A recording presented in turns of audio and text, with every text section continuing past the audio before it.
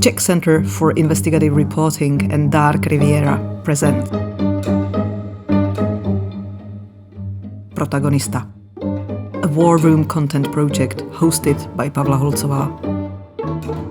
Protagonista puts investigative reporters at the heart of the story. Anna Babinets is a Ukrainian investigative journalist who has long tracked corruption among the country's political elite. So, when a close colleague decided to run for the president, she was suddenly faced with a complex dilemma. Talking about president, your very close colleague and co-founder of Slidstvo, Dmytro Gnab, he was also running for the president, and it really put you into a difficult spot. So, what was going on? We created Slidstvo with Dmytro Gnab because we believed in professional journalism, and we wanted to create something really professional, investigative journalism without any influence, without any censorship. And we were pretty successful on that way. And Dmytro Gnab, mostly he operated with everyday stuff in Slidstvo. We had weekly TV show on national TV, and he cared about that. But I was mostly focused on international projects like Panama Papers, like we published documentary about killing journalists. So I was focusing on big international project. But in 6 years after we established, 2018. After Panama Papers, after Killing Pavel documentary, after many stories we published, when we already had pretty good name of agency, pretty good reputation as journalists, Dmytro decided to leave journalism, to leave Slidstvo, because he always had politician ambitions. I knew that, but for many years when we worked together, I always told him, Dmytro, no, it's not the time. Maybe later. Yeah, but and he was pretty good journalist. It was very comfortable for me to work with him. I knew about politician ambitions, but he never put this part to our work. He worked really hard, so he knew what is investigative journalism. But then he told me that he wanted to go to be a politician. By that moment, I didn't know that he will run for presidential position. Wait, just how is it possible to run for the president if you really caused a trouble to the president, to the previous president? You know, is there a conflict of interest, or you pretty much destroyed your competition by exposing his wrongdoings? So is it a time to run for the president? It was his decision. For me, how I feel this life, that it's never time for journalists to be a president, to be a politician. That's how I think, but it was his way and he chose that.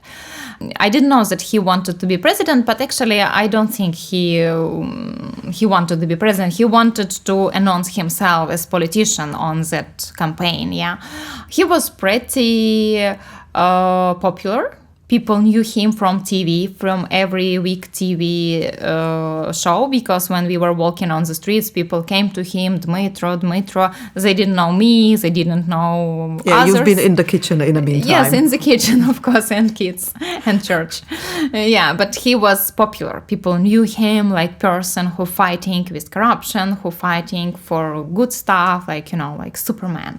And he just wanted to convert this reputation to politic way. So, I was okay with it, but I told him that if you decide, you will never come back to Slidstvo. We created this, we worked good, but even if you went to a politician and then realized that it's not good for you, you will not come back to Slidstvo, because it's not how I imagine journalism, because I became the head of Slidstvo and all managing process, everything were on me, and I told him, good luck, but no way to Slidstvo, no way back to Slidstvo. And he was okay, so I started working with managing with looking for money. It was new stuff for me, managing all these processes, because mostly I was investigator. I worked as journalist, as editor, but I didn't know what to do, how to manage organization with, it was like 12 people by that moment there, to figure out not only how to find corruption, how to prove corruption, how to find money and spend them in right way, and hire right journalists and teach journalists. And who can give you money. And who can give you money. Yeah. Give you money. And of course, we lost the most popular player. Dmitro Gnap was very popular. Slidstvo. Like the most popular personality. Yes. And then like new challenge came. It's also connected to Dmitro Gnap. Yeah. The presidential campaign already started. We almost didn't connect with him. I mean, when he left Slidstvo, we were kind of friends, but I told him that you're a politician now, so we can't be like absolutely close friends. Yeah. But one moment, some journalists who worked with Slidstvo when Dmitro was the head of organization, they asked me, do you remember that international award what Slidstvo got from some Norwegian organization? Fritt organization. Right. It was 15,000 euros.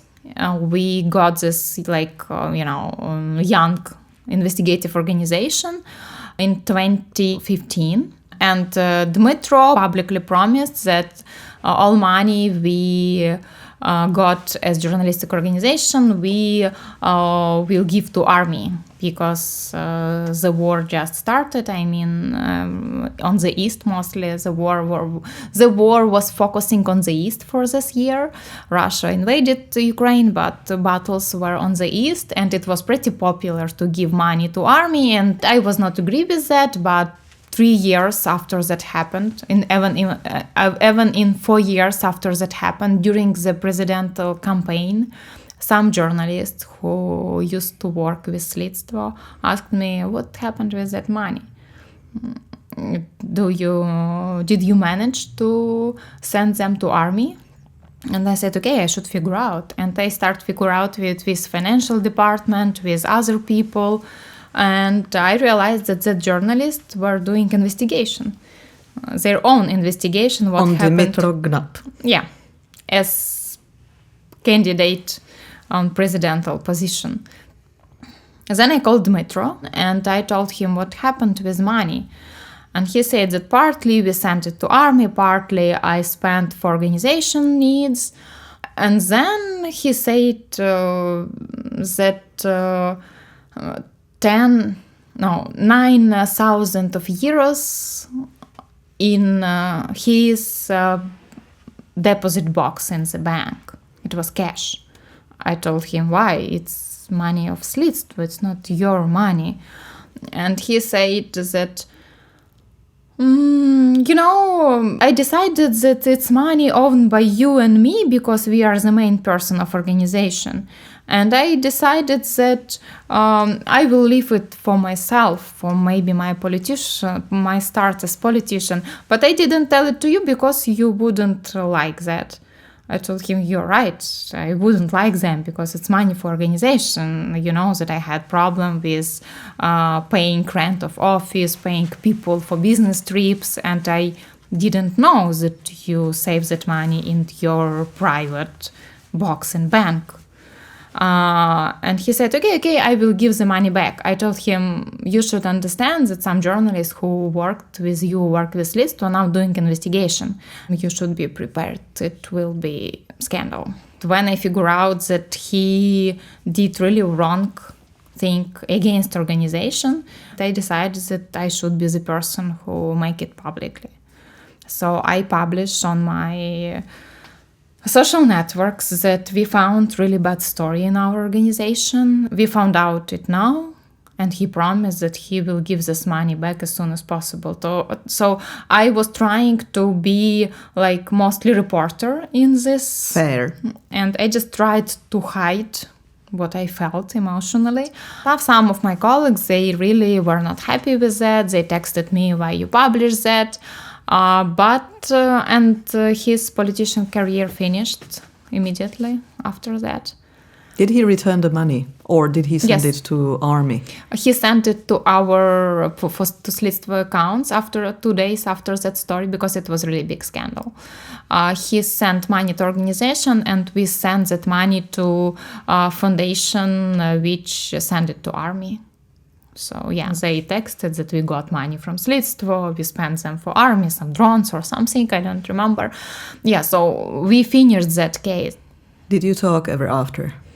Never. Never again. Who won those elections? Volodymyr Zelenskyy, our heroes. He won, but he doesn't like your reporting as well. So what was the other big project that pretty much shook this president? One of my dream to open a new leak, database leak, and don't find presidential names there. It never happened before. That would be your happy ending, to open a leak and there's no president in the data. And it's like, I have nothing to do. Because every leak, every president. Okay, so let's talk about the project that got a name Pandora Papers. Yeah. And was based on leaked documents from different jurisdictions, secrecy jurisdictions, and different legal companies who were setting up offshore structures for prominent people. Yeah, we found out some documents there from, let's say, past life of Zelenskyy. Before he became Ukrainian president, he had his company which produced comic show and some TV programs, like mostly like something funny. Was it funny? It's not my type of humor, but for some people it was funny. It was pretty popular.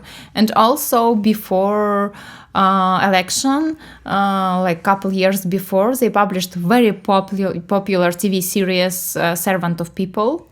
At that story, Zelenskyy is the main person who just poor teacher from small city who decided to be president. And he said that I will clean the system. I will be like real president and using a bike for going to the war, all the stuff. So fiction. Absolutely fiction. And because a lot of people watched that Servant of People, and also Zelenskyy named his political party Servant of People. So when we started working on Pandora Papers, we found some complicated offshore structure, and we saw that companies connected to Zelenskyy and his people and his production company, it was like few years before election, they were connected to the biggest oligarch in Ukraine, Ihor Kolomoyskyi. He was the owner of Privatbank, and there are a lot of criminal cases around there because of money laundering. And we found connections between Zelenskyy companies and Kolomoyskyi, who was owner of biggest TV channel, and they sent big money each other. So some money from Kolomoyskyi company, it was like $40 million.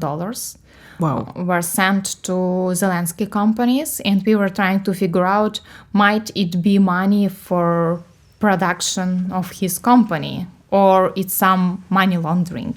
Mm-hmm. So it was how we saw that, talking to experts.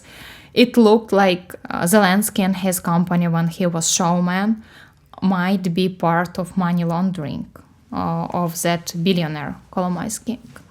So, and then the war broke. Right. So when and how did you realize, how did you accept that there is going to be a real big war with Russia? I think 1-2 months before the war, it was... So it was some kind of a end of year, beginning of January? Yeah. It was a lot of stories in international media, not in Ukrainian or Russian. in international media, it looks like Russians will go to Ukraine, and because they showed some satellite pictures and it looked like Russia concentrated soldiers there. Yeah, and then I talked a lot with my colleagues from... So you called a special meeting to tell them, guys, there is going to be a war. We need to do this and that. Of course, first it looked like, oh no, it's not, it's never. Because people in Ukraine were not ready for that. People believed, no, it will never happen. Okay, we have this war on the east, we're already okay with that, but no big war. First, I talked to head of OCCRP, Drew Sullivan, and people from OCCRP network who experienced the war. They put us the list of what we need to buy to being reporters or to just live in occupation or something. How did you learn that the Russians crossed the borders? I woke up at 5 a.m. because of bombing. It was very, very loud. Yeah, but you're sleeping and then, there is the bombing. It's not really... I'm not sure I would understand what's going on. You did? Yeah, because we were preparing. We knew that war might start every day. And the day before it starting, my boyfriend now, my husband, he called me and told me that the war might start that night. He had some sources who told him that it might start, and he told me better for you not be in Kiev. And me with my 6-year-old daughter, we went to a house of his dad outside of Kiev, and all his family were there. Being outside of Kiev looked better because in case of leaving, you will not go to traffic jams. And that morning we woke up because of bombing. And first thing I do, of course, I called my mom, my brother, and then I called to financial manager of Slidstvo and told her, please pay 2 salaries to all of people if you still can operate with banking, because we were prepared that banking system will not work. And text people on our chat that if you have possibility now to take money, just go and take money. And then I think in 7:30 a.m. we had editorial call, and everyone told me about plans, what to do, go to office. Many people just come to office. We talked about our plans, and I asked more and more questions what we want to do. Then we figure out that even in case of big war, we stay in Kiev. People with kids or with some obligations say that they will have to bring their families to a safe place and then come back to Kiev and work. And then I talked to my friends and colleagues from other countries to help us to figure out what we need. I talked to OCCRP journalist from Bosnia who stayed in Sarajevo for 4 years when Sarajevo was under siege. Yeah, and she put the list of needs, what we need, starting from like women should cut off their hair because it's not way to care about hair. Maybe you will not have shower for months, so better just cut it. Well, you still have a long hair. Yeah. It is. But I mean, we had these instructions what to do in case you're in occupation or you don't have access to water or something, what kind of wear you should have. For example, she told us that we don't have to wear black stuff. Better to wear something bright, yeah, for looking like civilians. It doesn't work in Russians now, we know that. But anyway, it was some small details which helped us to imagine how it will be. We bought water, food.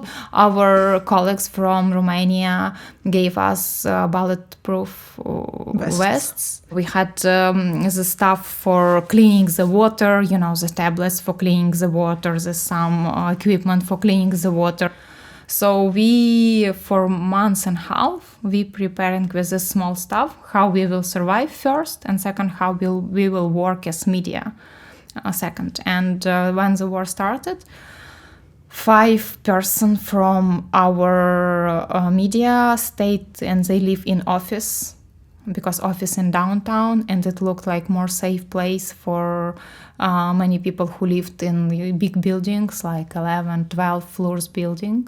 So for me and for my journalists, for my colleagues, it was kind of, psychological preparing that we might be in circumstances like this. I know that many other newsrooms, they were not able to work for months or more, investigative newsrooms, because they didn't know what to do. And then people were like, not so bad, we live in office, we still have light, we still have possibility to buy food, we still have some stuff, so not so bad scenario how we plan. Some of them wanted to be volunteers, go to army. By now, 5 of journalists from Slidstvo in army. What they do in army? If you can talk about it. Different stuff. Some of them doing some informational stuff. So they're looking for information. Some of them really in front line. They're doing like more army stuff. Like shooting people? Yeah. Some of them. We also asked our colleagues from Bellingcat, and they gave us 3 days training how to find Russians in their networks, in their social networks, this, all this Одноклассники, ВКонтакте, because Russians have their own social networks. And we, for first almost 1 year, we didn't work with stories about corruption, about government. So from the first day of the war, we started publishing stories about identifying of Russians who came to Ukraine. And we grown a lot. I think we got like 10 times more subscribers on our YouTube. Even Russians came to our YouTube. We even translated to Russia some stories to show about Russians who came, committed war crimes, and also on frontline reporting. Ukrainian prosecutors, Ukrainian police, they were absolutely not ready, not prepared for that, and they asked my journalists to train them. And so you've been training prosecutors in how to find enemy combatants on your territory? Yes, they usually investigated internal crimes. They had their own databases, but they were not prepared how to find criminals from other country without no cooperation, of course, with Russian police. We never cooperate with prosecutors or police, but at that moment we decided that we can do it. So you started to focus more on war crimes, and you needed to move the lines that we as investigative reporters could not cross. And still you decided to do it. So in one of the war crimes, it was a story about kidnapping kids from Ukraine and placing them in Russia to Russian families. What I do consider quite a terrible war crime, by stealing the kids and giving them somewhere where they don't want to be. How this story developed? How did you find out the kids who were kidnapped?